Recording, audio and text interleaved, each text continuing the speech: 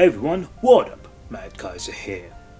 As you can tell from the first part of my intro, and the fact that some of my videos have Falcom music, I am indeed a fan of the Trail series, which is pretty much my second favorite series ever, just below the Tale series. The Trail series, or Kiseki in Japanese, is a niche but overall fantastic long-running turn-based JRPG series made by the wonderful Nihon Falcom. And ever since I finished Cold Steel 4, I thought it would be a good time to explain why I love this series so much. So in this video, here are my top 5 reasons why I love the Trail series. Wanna see what I got? Ha! Too slow! Wheel of time! One of the most underrated things I don't think a lot of people talk about when it comes to JRPGs, or pretty much any game in general, is the world building. And in my opinion, Trails has some fantastic world building, taking place in the continent of Zemuria, and having the installments centered around 3 different arcs and 3 different locations: Libero, Crossbow, and Erebonia.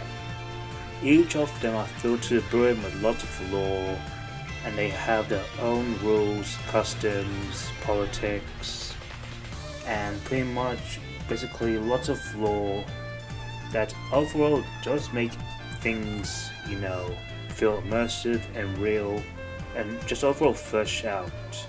Especially the fact that since most of the NPCs, for example, act pretty much different from each other.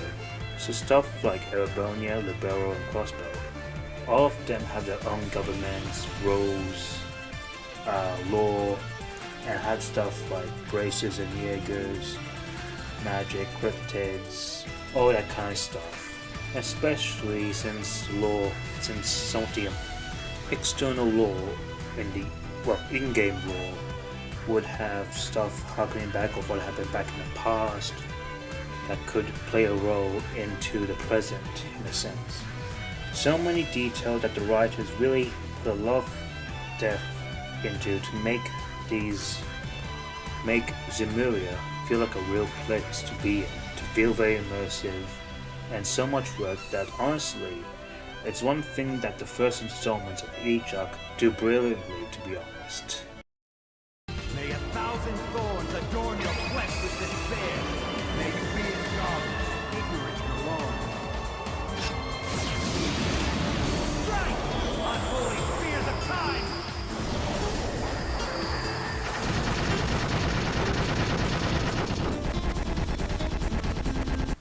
Of course, since it is a JRPG series, you know full well that it will at least have a banger OST, and man, Falcom Sound Team JDK have made some brilliant bangers in the Trail series. Like so many great music that fits the tones of every single moment, that either makes you happy, sad, or just, feel pumped up and epic. Lots of great music from Sky's second chapter all the way to Cold Steel 4. There's never such a beat that does feel weak. I mean, sure, there are some songs that are better than others, but overall, I absolutely love the music. And I pretty much listen to it a lot, no matter what, just oh my god, this music is amazing. Like some songs from Sky, Crossbow, and Erebonia are just amazing. Silver Will, Blue Destination, Inevitable Struggle, Unfathomed Forced. Those are some list of songs I absolutely love from this series as a whole. And I do expect that with the next line of Trails games, that Falcom Sound Team GDK will deliver some truly epic bangers.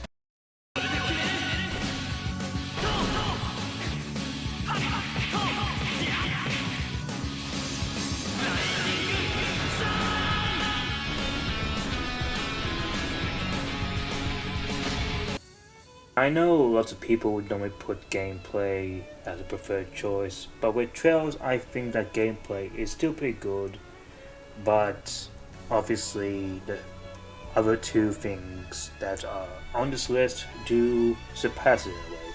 But make no mistake that I do enjoy Trails' gameplay. Now it's mainly all just turn-based, but what sets it apart from something like Persona is of course different amounts of customization, as well as different options and strategy you have with it.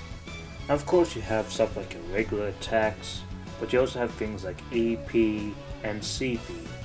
EP is what you use to spend on using arts, which is basically used, which are like magical attacks in a way, but you had to charge them, you spend a turn charging them, and then on your next turn you activate them. So there are some instances where you can activate them immediately, doing like say 0 arts for example, or if you just have a special ability that activates arts on its own really. And not only can they be used for offensive, but they can also be used for defensive, like they can even buff your characters and yourself, even heal you. But there's also of course CP, which is what you use to spend on crafts. Arts and crafts. Get Falcom. Crafts are basically what you use to do, like, have special abilities exclusive to characters, and basically some of them are spent using to deal stronger special attacks, or some of them just to, again, buff on special ability and buff certain characters and all that stuff. It's basically the same, but whereas EP you just, spend it and it doesn't regenerate, with CP it does slowly regenerate whether you attack, whether you deal damage to enemies, or whether enemies deal damage to you, depending on how it is. Normal attacks, using arts, and taking damage and all that stuff. And of course there's also the S-Craft, which is basically like the Trails version of Mystic Arts, where if you have 100 or more, you can spend on doing a special anime style attack, which oh my god looks as badass as Trails' own Mystic Arts.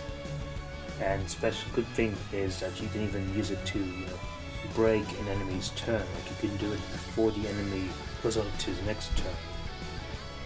And as such, with each installment, they do have lots of ways to improve and add new things to combat, whether it be combat links, evade/counter attacks, and just full-on rush attacks, overdrive, and brave orders.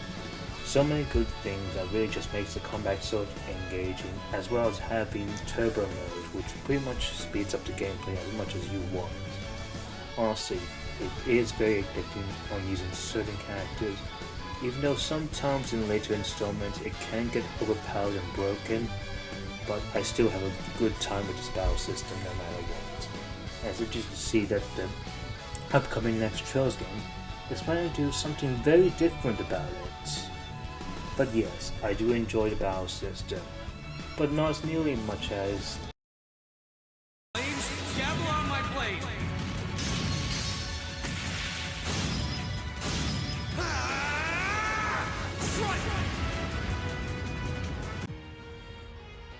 Of course, since this series focuses a huge emphasis on story, the story of course has to be on number 2, as the story overall is really fantastic, as each of the arcs really tell amazing stories. Now granted, sure, the first part of the arcs, mainly Sky, first chapter, Zero, no Kiseki, and Trails of Kotsu 1, mainly just start at world building and not immediately starting with the grand story from the get-go, as they focus mainly on slowly introducing the characters, the worlds, and basically building up for the next game's story. But when you get to those sequels, oh man, the stories in those games, they hit hard. So much lore, character development, stakes, and so many epic moments really make it just fantastic. And tons of moments that make me just, happy and sad and just absolutely wonderful, especially since around with Sky second chapter, Sky the third, Zero and Out, No Kiseki, Code Seal 3 and 4. Like, all of those games have fantastic stories that really build up and really pay off in the long run, with so many twists, plot points, character development, all that fantastic stuff that really makes Trails as a whole just overall fantastic, especially with Code Seal 4 being the ending of the very first saga, which overall feels very conclusive. Honestly, I just love it so much. It's definitely peak fiction, and I'm definitely excited to see what stories unfold in the next 2 Kiseki games. Divide and transform. Sync complete. Brave mode on. Accelerate. Strike.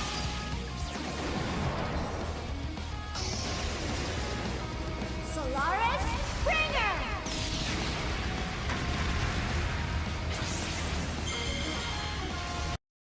And of course, my number one pick, just like with the Tales games, is the characters themselves. As man, the characters in Trails are just fantastic. A lot of them just well written, fleshed out, lovable, likable, relatable, have such great ambitions, desires, character arcs, and just you really care for these characters so much, especially the protagonists like Estelle, Joshua, Kevin, Ren, Agate, Tita, Lloyd, Randy, Tio, Risha, as well as Reen, Tina, Yuna, Kurt, Ash, Eustace, Elliot, Gaius, Emma, Machias, Laura, Million, and my boy Crow. Just to name a few, like, a lot of the main characters are really just amazing, especially their character designs, and how they're written and portrayed in the games truly makes them wonderful. And some of these side characters and NPCs are just as great as well. Now sure, not all characters aren't that great. Some can be, bland, generic, and just forgettable in a sense. But those characters are just like, flies in a jar of ointment of really, really good ideas and just fantastic characters. It's basically just, a few rotten apples on a tree that has so many great apples. I'm struggling with the analogies, but you get my point here, is that for many bland characters we get, and for many forgettable characters we get in series, we get ton more memorable and great characters. And the same applies for the villains. Just, oh my god, like, that's one of my main draws with JRPGs, or actually any game in general, is the characters. If the characters are well written and have traits that really appeal to me, then of course I'm gonna care and root for them, whether they're on the good side or the bad side. And honestly, with each past installment, majority of the characters do get a lot of screen time, development, and just really showing how awesome they are. And I'm honestly looking forward to again what Hajimari has in store for the characters for the first saga, and especially what the new boys has as well. And as well as we're diving deep into the new saga with games like Kuno Kiseki, I'm sure that the Trails series will have all the traits that make me love the series even more. So anyway guys, thanks for watching. So punch that like button, drop down a comment, and hit that subscribe button if you're new. And I'll see you guys in the next video. Mad Kaiser out.